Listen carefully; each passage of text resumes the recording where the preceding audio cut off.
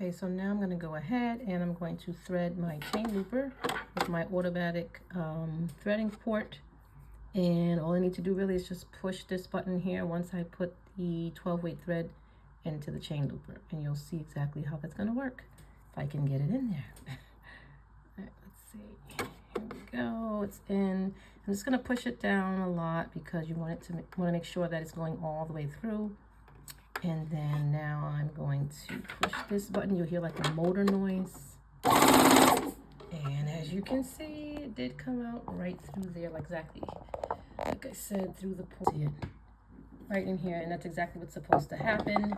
So now I just have to like pull some thread back because it's a lot, but I'm gonna pull some of the thread back and just gonna pretty much stuff it into the drawer, and then I can just close it and then go ahead and get my needles threaded. Isn't that cool? All right.